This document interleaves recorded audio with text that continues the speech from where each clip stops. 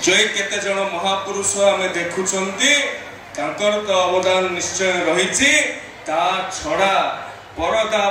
पछर अनेक नायक माने अछंती से निधि महालिक ठारू आरंभ करी इरम रो प्रथम महिला शहीद परिबेवंत पर्यंत सेमानंकु आज आमे उचित सम्मान देइछंती कि नहीं आज रो दिन रे सेमानंकु राज्यवासी जानिले कि नहीं से नवरंगपुर रो पापड़ाहांडी रो तुरी नदी कूल जो मैंने शहीद होती इरम रे जो मानती अस्तरंग रे जो मैंने शहीद होती से प्रति जाति अकृतज्ञ नहीं तो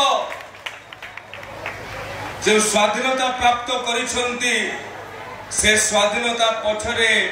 जयी राजगुरुंकर दिखंड होई ठाळ हबार त्याग तितिक्षा पेठी जातीय कविंकर मर्मस्पर्धी लेखा अछि कांत कवि शेष शଯ୍ୟାରେ ଥାଇକି ବି आपण माननकु से समय रे जनसाधारण को आहूत करथिले सबथिरु वंचित करी की जसबाना उड़ाई बए हमर राज्यर संगीत वंदे उत्कल जननी रचना करथिले गोदावरी शंकर उठ कंकाळ हेउ कि कवि सूर्य कवि सम्राट कर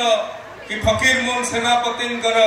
मर्मस्पर्शी कथा हेउ ये साहित्य संस्कृति परंपरा को लेकिन एक भावावेग से समय सृष्टि होता अनेक प्राण बलि देइथिले अनेक कारावरण करथिले जेल रे सड़ी थिले जेल रे जीवन देइथिले से मानक द्वारा स्वाधीनता 1947 मसिया रे प्राप्त होइथिला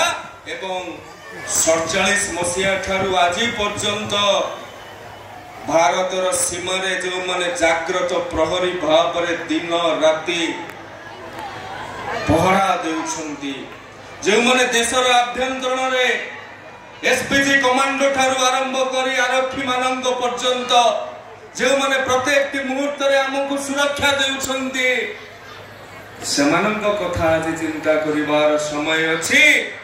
आगे हमें